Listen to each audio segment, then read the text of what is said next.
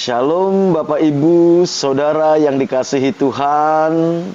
Selamat sore.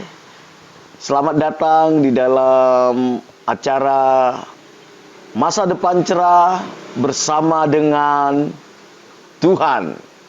Senang bisa menyapa Bapak Ibu, Saudara lewat siaran langsung Facebook pada sore hari menjelang malam hari ini. Sebelum kita membagikan kebenaran firman Tuhan, saya mau mengajak setiap kita berdoa. Dimanapun Bapak Ibu Saudara saat ini yang sedang mendengarkan siaran langsung ini, mari kita sama-sama menundukkan kepala kita berdoa kepada Tuhan. Bapa kami yang di sorga, yang kami sembah di dalam nama Tuhan Yesus Kristus. Engkau Tuhan pencipta langit dan bumi dan segala isinya. Engkau Tuhan yang berdaulat atas alam semesta. Engkau Tuhan yang berdaulat atas jagat raya ini. Engkau Tuhan yang berdaulat atas hidup kami. Engkau yang mengasihi kami. Engkau yang telah menebus kami lewat pengorbanan Tuhan Yesus Kristus di atas kayu salib. Saat ini kami anak-anak-Mu datang merendahkan hati kami, membawa ucapan syukur kami kepada Bapa atas pemeliharaan, penyertaan dan berkat-berkat-Mu dalam hidup kami sepanjang hari ini. Pada sore malam hari ini Tuhan, kami mau belajar kebenaran firman-Mu. Kami tahu firman-Mu lah yang menghibur, yang menguatkan, yang meneguhkan kami. Biar Roh Kudus yang ada di dalam hidup kami, yang mengajari kami, yang memateraikan firman-Mu, sampai kebenaran itu memerdekakan kami. Urapi setiap kami. Kami sambut firman-Mu dalam nama Tuhan Yesus kami berdoa kepada Bapa di sorga. Amin. Bapak, Ibu, Saudara yang dikasihi Tuhan, pada sore hari ini tema yang ingin kita sampaikan adalah stop kecewa. Stop kecewa. Kecewa menjadi kata yang tidak asing lagi bagi kita. Dan memang kita hidup atau tinggal di dunia yang sudah tidak ideal lagi untuk ditinggalin, untuk kita bahagia. Jadi memang seharusnya kita akan sering dikecewakan oleh orang. Tetapi reaksi kita, apakah kita ikut kecewa atau tidak, itu tergantung kita, saudara. Saya selalu memberikan nasihat kepada beberapa orang, kepada orang yang saya layani. Saya bilang gini, orang yang kecewa, orang yang kepahitan, orang yang membenci, itu seumpama orang yang minum racun tapi berharap orang lain yang mati. Orang yang kecewa, orang yang kepahitan, orang yang sakit hati, orang yang membenci, itu seumpama orang yang minum racun tetapi berharap orang lain yang mati. Saudara boleh renungkan kata-kata itu. Bapak Ibu, saya mau mengajak kita membaca Alkitab kita di dalam Matius pasal 11 ayat 2 sampai 6. Saya akan bacakan bagi kita. Di dalam penjara, Yohanes mendengar tentang pekerjaan Kristus. Lalu menyuruh murid-muridnya bertanya kepadanya, "Engkaukah yang akan datang itu? Atau haruskah kami menanti orang lain?" Yesus menjawab mereka, "Pergilah dan katakanlah kepada Yohanes apa yang kamu dengar dan kamu lihat. Orang buta melihat, orang lumpuh berjalan, orang kusta menjadi tahir, orang tuli mendengar, orang mati dibangkitkan, dan kepada orang miskin diberitakan kabar baik. Dan berbahagialah orang yang tidak menjadi kecewa dan menolak aku. Bapak, Ibu, Saudara yang dikasihi Tuhan, pada tahun 1921 ada dua pasang suami istri dari Stockholm, Swedia. Dari Swedia, dua pasang suami istri ini menjawab panggilan Tuhan untuk melayani misi penginjilan di Afrika. Mereka terbeban untuk melayani negara Belgian, Kongo, daerah Kongo, yang sekarang bernama Zaire. Kedua pasang ini adalah yang pertama keluarga David and Sophia Flot. Dan keluarga yang kedua adalah Joel and Bertha Erickson. Setelah tiba di Zaire, mereka melapor ke kantor misi di setempat sesuai prosedur. Memang harus seperti itu. Lalu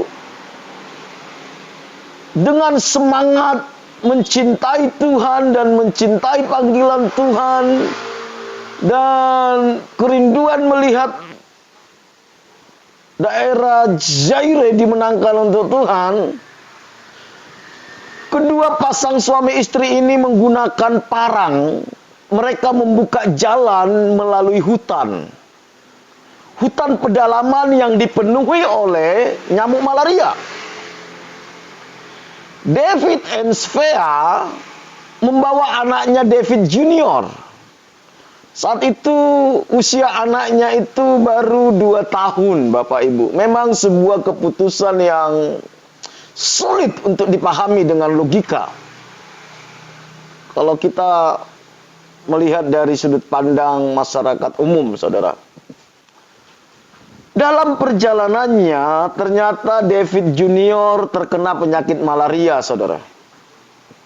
Namun mereka pantang menyerah dan rela mati untuk pekerjaan Injil. Tiba-tiba di tengah hutan mereka menemukan sebuah desa di pedalaman. Ini seperti suatu sukacita bagi mereka. Mereka bertemu desa di tengah hutan. Namun ternyata penduduk desa tidak mengizinkan mereka masuk ke desanya. Tidak mengizinkan. Tidak boleh ada orang kulit putih yang boleh masuk ke desanya. Mereka punya alasan bahwa dewa-dewa kami akan marah kalau ada warga kulit putih yang masuk ke desa kami. Karena mereka tidak menemukan desa lain, mereka akhirnya terpaksa memutuskan untuk tinggal di hutan dekat desa tersebut. Dengan harapan mereka punya kesempatan atau punya akses masuk ke desa itu dan bisa menginjil dan memenangkan penduduk desa tersebut. Setelah beberapa bulan tinggal di desa itu, mereka menderita kesepian, Saudara. Karena yang tinggal di desa di hutan di tempat tinggal mereka cuma 5 orang tentunya. Keluarga David dan Erickson beserta anaknya David Junior. Mereka kesepian, bukan cuma kesepian, Saudara. Mereka mulai kurang gizi. Maklum mereka hanya hidup dari hutan, Saudara. Dari hutan. Dan itu tidak mudah ya. Selain itu, mereka juga jarang mendapat kesempatan untuk berhubungan dengan penduduk desa. Sangat sulit bagi mereka untuk berhubungan dengan penduduk desa. Setelah mereka tinggal di hutan, di dekat desa itu, ternyata keluarga Erickson gak kuat, Saudara. Gak kuat. Dan keluarga Erickson memutuskan untuk kembali ke kantor misi. Mereka gak kuat di dalam hutan. Namun keluarga Flot memilih untuk tetap tinggal. Apalagi saat itu Sophia, istri dari David, baru hamil, Saudara. dan sedang mengalami atau menderita malaria yang cukup buruk. Anaknya David Junior kena malaria, istrinya yang sedang hamil juga kena malaria dan cukup parah, saudara. Mereka tidak mau kembali ke kota, saudara. Di samping itu, David juga menginginkan agar anaknya lahir di Afrika. Dan ia sudah bertekad untuk memberikan hidupnya untuk melayani di tempat tersebut. Dia sudah dedikasikan hidupnya, saudara. Selama beberapa bulan, Svea mencoba bertahan melawan demamnya. Dengan keterbatasan, tentu nggak ada medis, saudara ya. Nggak ada medis. Dengan apa yang ada, dia bertahan. Tetapi ternyata kondisi Svea semakin buruk. Semakin buruk. Kondisi hamil, malaria parah. Namun di tengah-tengah keadaan seperti itu, saudara, ternyata mereka sempat melayani satu anak kecil. Dan Svea masih menyediakan waktunya untuk melakukan bimbingan rohani kepada anak kecil penduduk asli desa yang mana mereka dilarang masuk ke situ, saudara.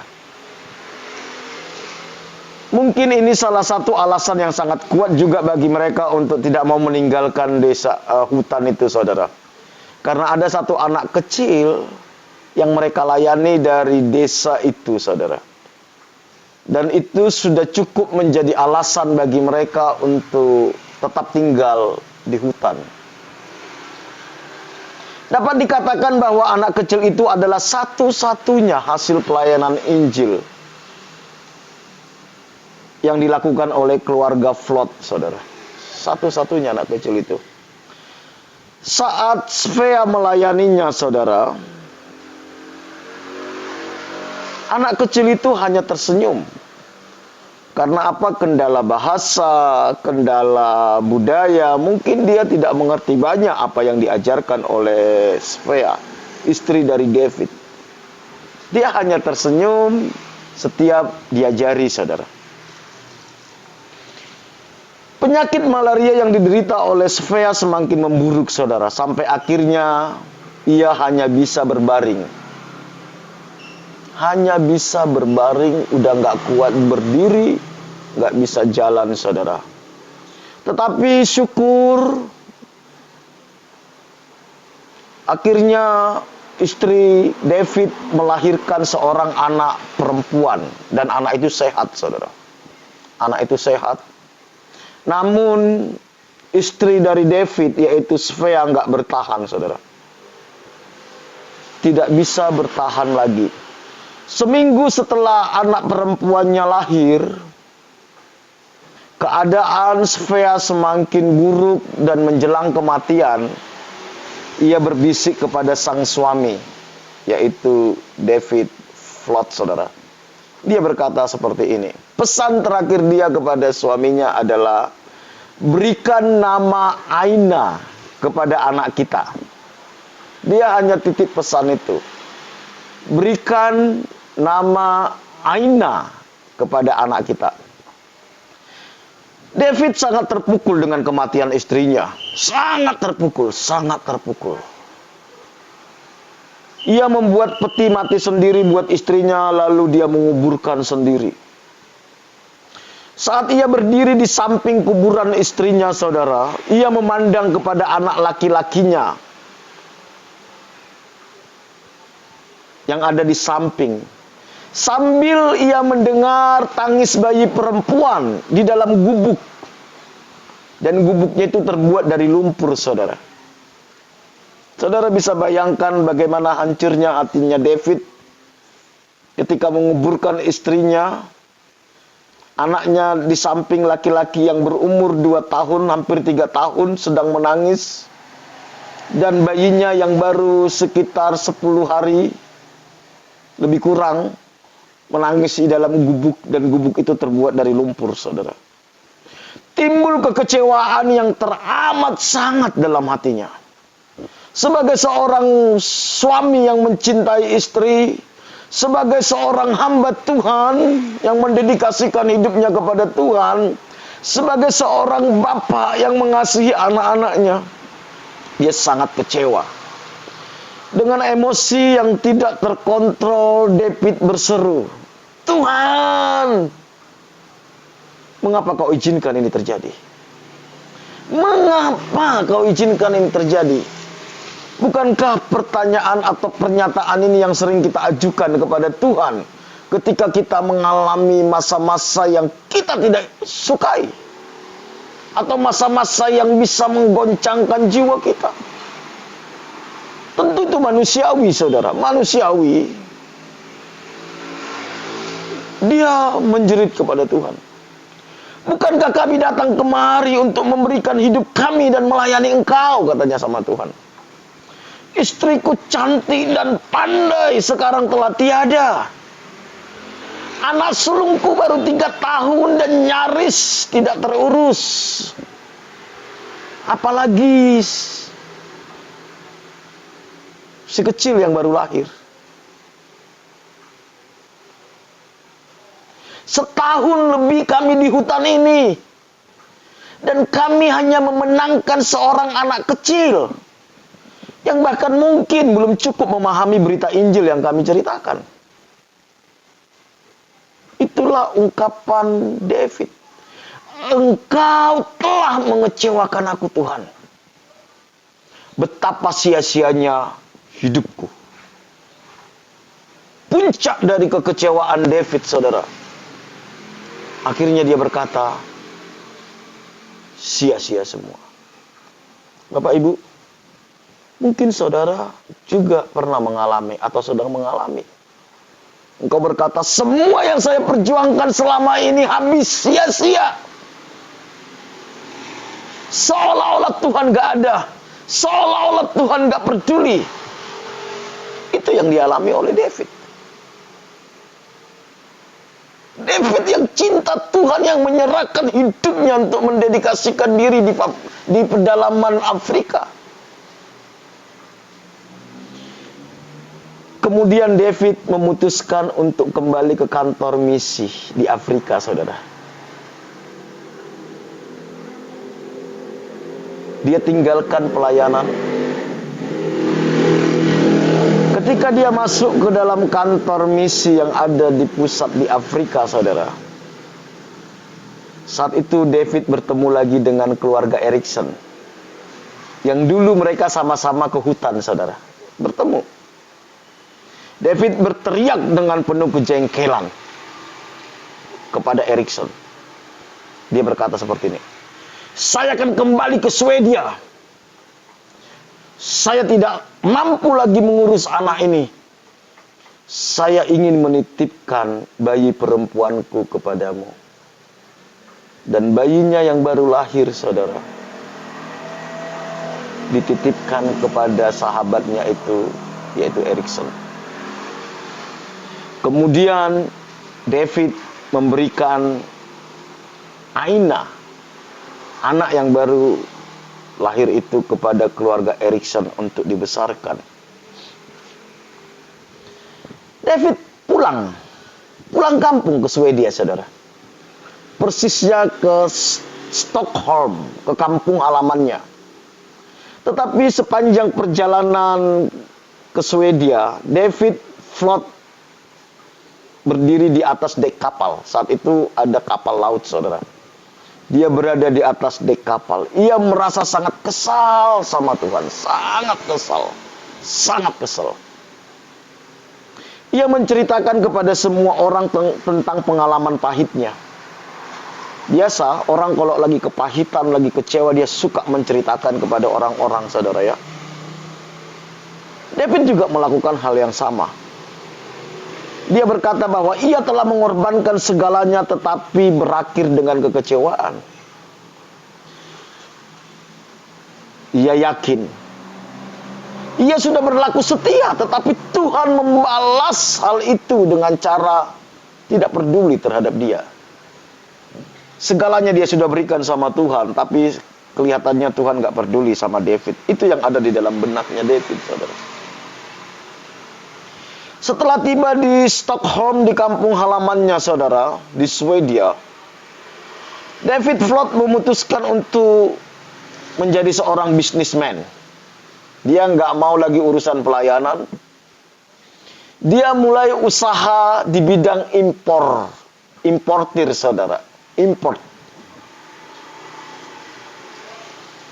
Ia mengingatkan semua orang-orang yang ada di sekitarnya untuk tidak menyebut nama Tuhan lagi di depannya.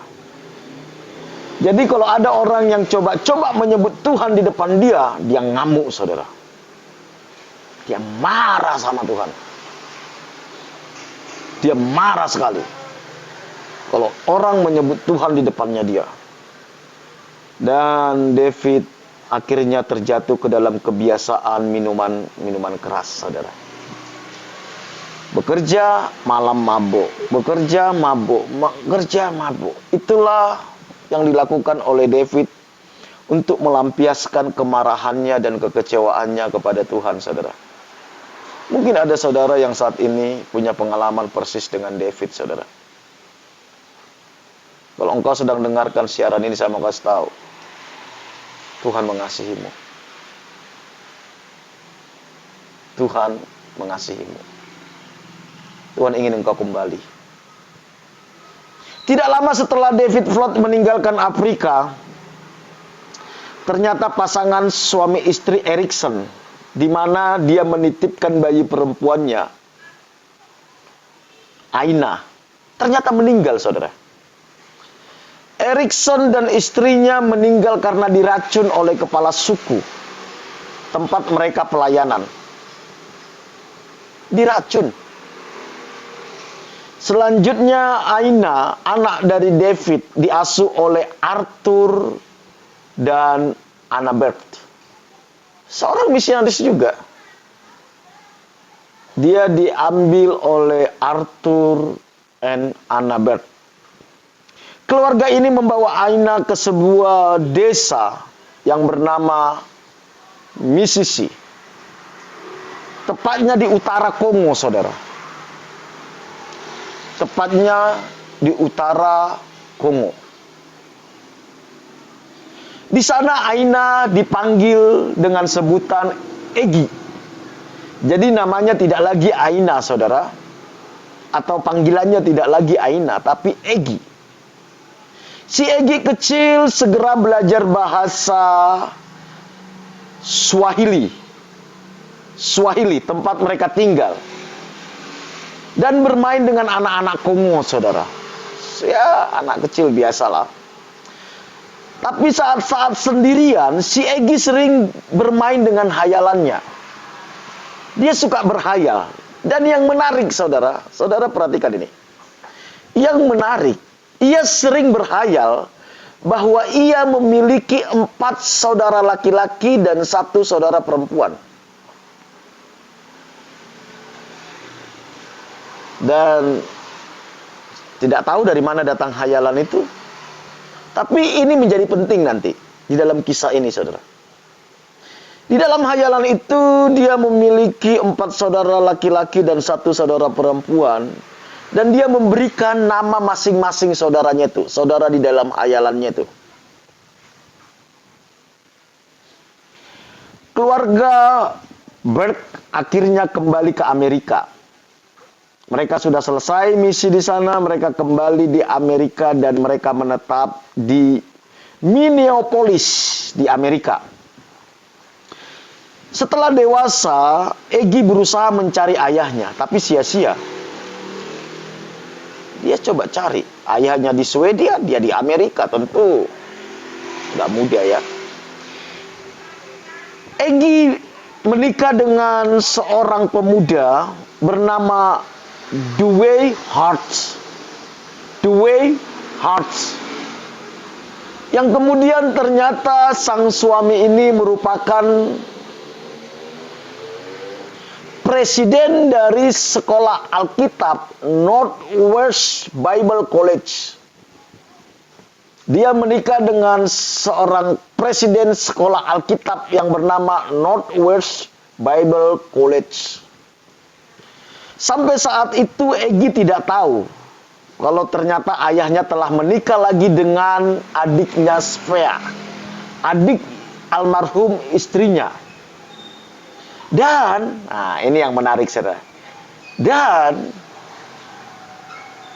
David, ayah dari Egy, ternyata mempunyai 5 anak seperti yang dihayalannya Egy. 4 putra dan 1 putri, persis dengan hayalan itu. Jadi bisa jadi memang hayalan itu Tuhan titipkan kepada dia, saudara. Persis.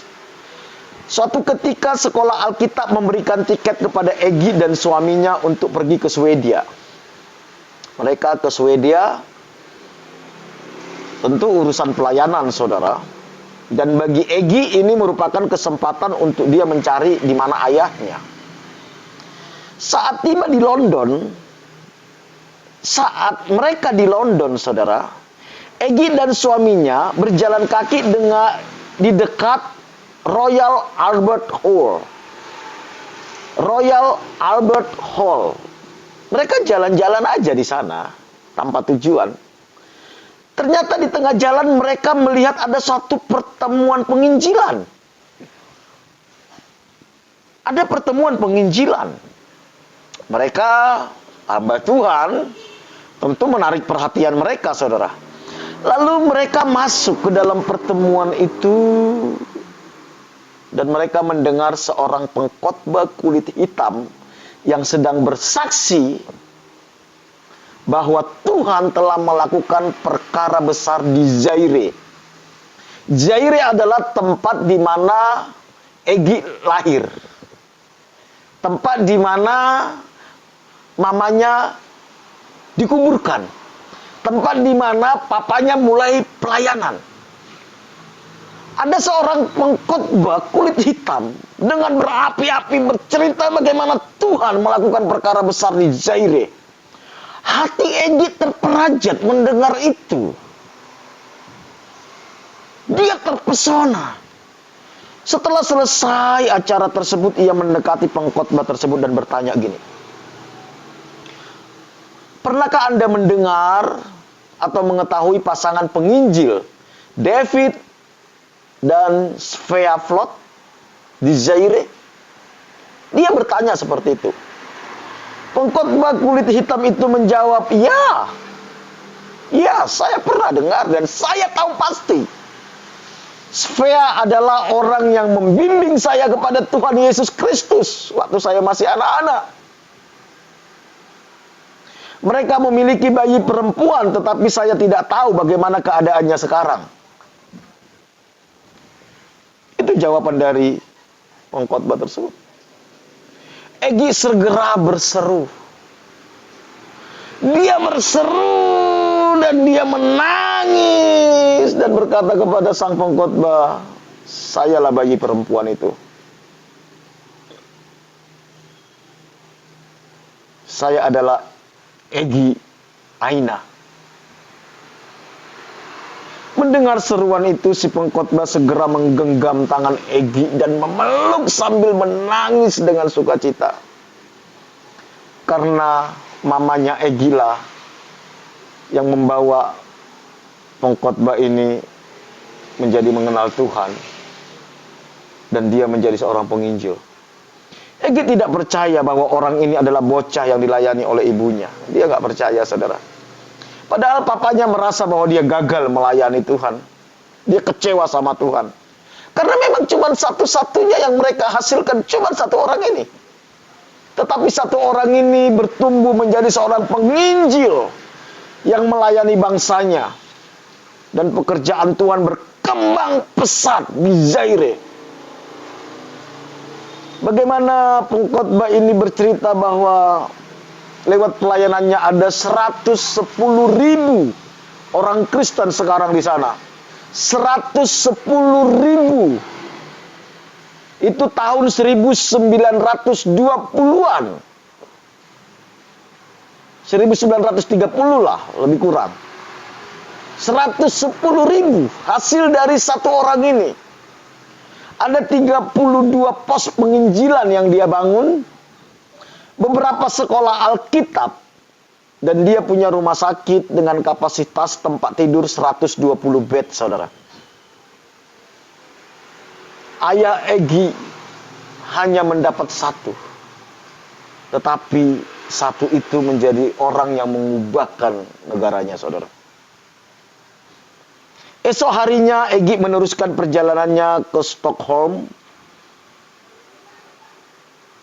untuk mencari ayahnya, saudara.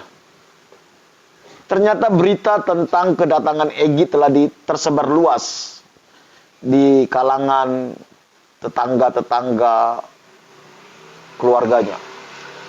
Setiba di hotel, ketiga saudaranya, anak dari papanya, dari istri kedua, telah menunggu Egy dan suaminya.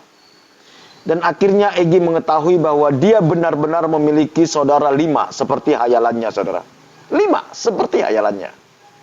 Egy bertanya kepada mereka, "Di mana David kakakku? David Junior." Mereka menunjuk kepada laki-laki yang berada di lobi. David Junior adalah pria yang nampaknya kering, lesu, rambutnya sudah putih. Sama seperti ayahnya, ternyata David Junior pun dipenuhi oleh kekecewaan, kepahitan, dan hidup yang berantakan karena alkohol, saudara. Berantakan. Dia kecewa, kepahitan sama kehidupan dan kepada Tuhan. Ketika Egy bertanya tentang kabar ayahnya, David Junior sangat marah, sangat marah. Ternyata dia juga sakit hati sama papanya. Ternyata semua saudaranya membenci ayahnya. Dan sudah bertahun-tahun mereka tidak membicarakan ayahnya. Karena bagi mereka ayahnya bukanlah sosok ayah yang melindungi, bukanlah sosok ayah yang bisa menjadi teladan. Padahal dia adalah seorang penginjil besar dulu. Saudara perempuannya juga menjauhi ayahnya. Namun saudara perempuannya itu berjanji akan membantu Egy mencari ayahnya, saudara. Lalu mereka memasuki sebuah bangunan yang tidak terawat, saudara. Setelah mengetuk pintu, datanglah seorang wanita untuk mempersilakan mereka masuk.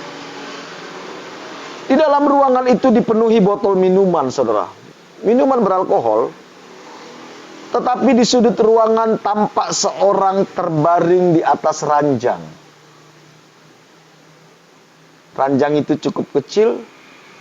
Dan yang terbaring di ranjang itu adalah ayahnya yang dulu seorang penginjil di Afrika. Saat itu ayah dari Egy sudah berumur 73 tahun. Menderita diabetes, stroke. Dan kedua matanya ditutupi oleh katarak. Jadi penglihatannya pun sudah nggak begitu jelas, saudara. Sangat tragis hari tuanya, saudara. Hanya karena kekecewaan, saudara. Ini yang saya sebut tadi. Orang yang kecewa, kepahitan, membenci. Itu ibarat orang minum racun. Tapi berharap orang lain yang mati. Nggak mungkin. Pasti dia sendiri yang mati, saudara. Egy melihat kondisi itu, dia langsung tersungkur di dekat papanya dan menangis, saudara. Menangis. Melihat kondisi papanya yang sudah tua, sakit, diabetes, stroke, saudara, katarak. Dengan lembut dia berkata, "Ayah, aku adalah si kecil yang kau tinggalkan di Papua." Suaranya bergetar, saudara. Ayahnya menatap dan menangis sambil berkata, saudara. Ayahnya menatap, menangis. Dan dia berkata gini, "Aku tidak pernah bermaksud membuangmu. Aku hanya tidak mampu mengasuhmu lagi." Egy menjawab, "Tidak apa-apa ayah, Tuhan Yesus telah memelihara aku." Tiba-tiba ayahnya marah. Dia paling benci dengan kata Tuhan. Dia paling benci mendengar kata Tuhan. Walaupun dia stroke, dengan kekuatan sisa tenaga, dia marah. "Tuhan tidak memeliharamu," dia katakan. Ia telah menghancurkan seluruh keluarga kita. Ia membawa kita ke Afrika lalu meninggalkan kita. Tidak ada satupun hasil di sana. Semua sia-sia. Itulah yang ada di dalam pikirannya David selama bertahun-tahun. Kekecewaan itu mengunci hati dan pikirannya. Dan dia beranggapan bahwa Tuhan meninggalkan dia. Semua hidupnya sudah sia-sia. Tetapi dengan lembut dan kasih sayang, Egi menceritakan pertemuannya dengan seorang pengkhotbah kulit hitam di London. Dan bagaimana perkembangan penginjilan di Zaire, tempat di mana sang istri dikuburkan, tempat di mana dia meninggalkan anaknya, saudara. Penginjil itu adalah si anak kecil yang dulu pernah dilayani oleh ayah dan ibu. Wow. Sekarang semua orang mengenal anak kecil itu, si pengkhotbah itu, katanya kepada ayahnya. Dan kisahnya telah dibuat di semua surat kabar.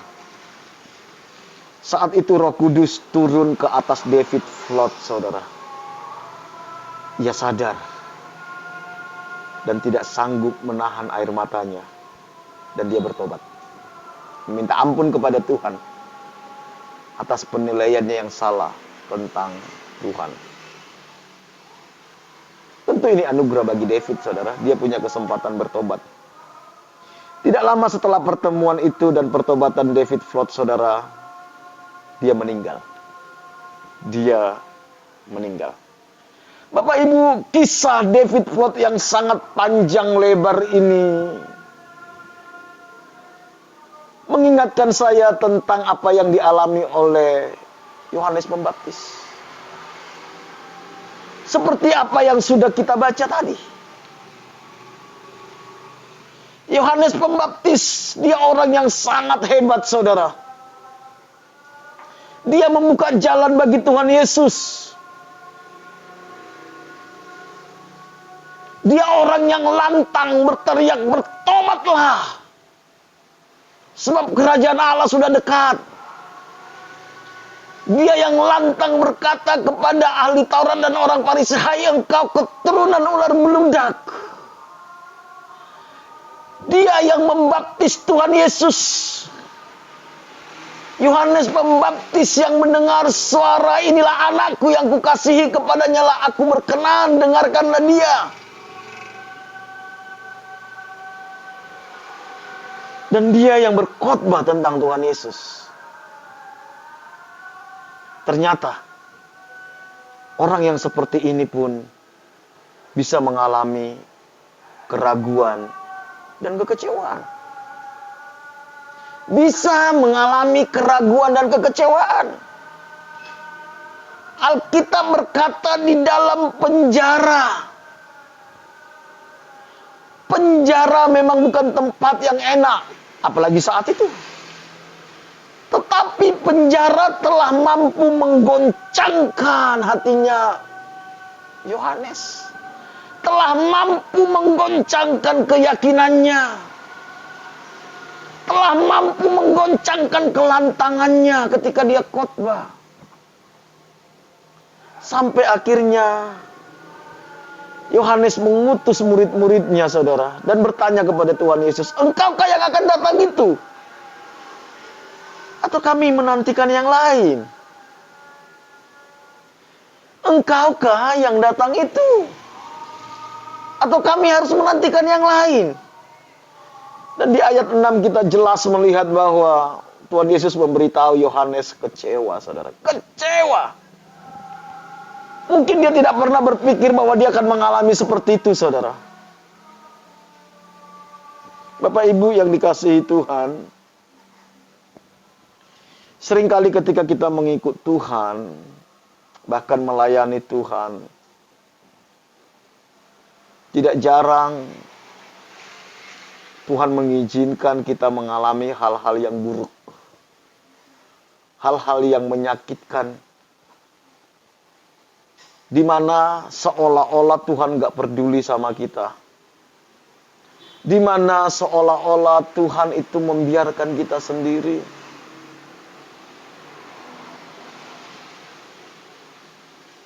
Kita kesepian. Kita kesepian.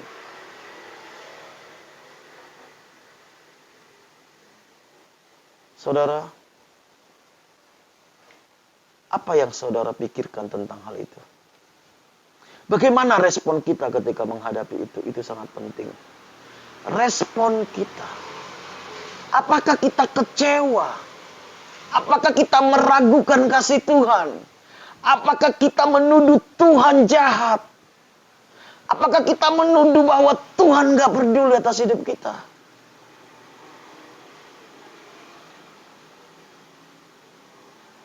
Apakah kesulitan itu telah menutup semua kebaikan Tuhan dalam hidup kita?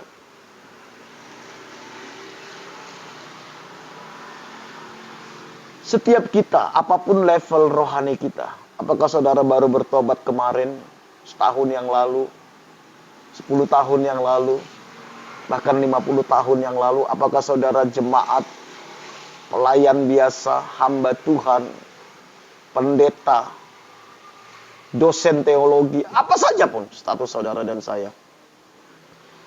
Setiap kita punya kesempatan yang sama untuk kecewa. Kalau Yohanes Pembaptis, orang yang sedemikian luar biasanya bisa kecewa, saudara. Tentu kita pun tidak kebal kalau kita tidak hati-hati. Kalau kita tidak hati-hati, kita pun bisa kecewa.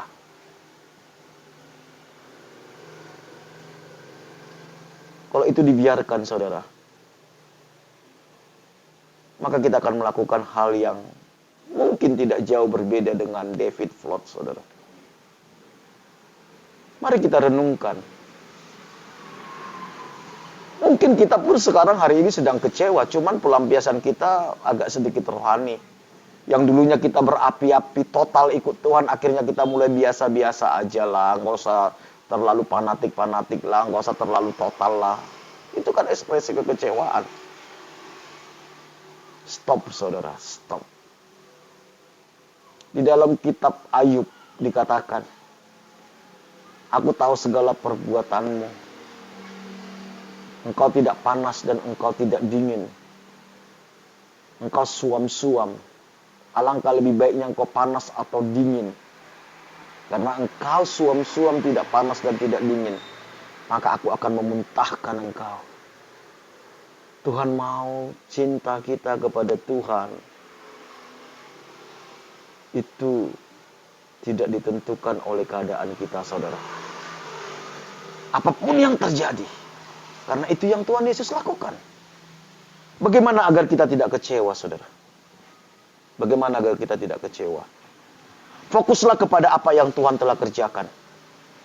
Makanya Tuhan katakan tadi, saudara, pesan Tuhan Yesus kepada orang yang diutus, saudara. Yang diutus oleh Yohanes Pembaptis. Tuhan bilang gini, pergilah katakanlah kepada Yohanes apa yang kamu dengar dan kamu lihat. Orang buta melihat, orang lumpuh berjalan, orang kusta menjadi tahir, dan lanjut selanjutnya, saudara. Apa yang ingin saya sampaikan, saudara? Agar kita tidak kecewa, saudara. Fokuslah apa yang Tuhan sudah kerjakan. Apa hal terbaik yang Tuhan kerjakan dalam hidup kita? Bukan ketika engkau diberkati. Bukan ketika engkau sembuh. Bukan.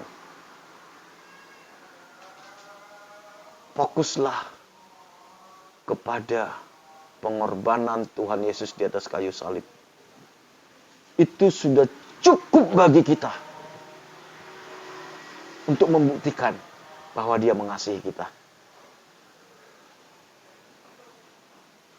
Kalau 2000 tahun yang lalu nyawanya sudah Dia berikan kepada kita, gak mungkin Dia tidak mengasihi kita. Pandang salib Yesus.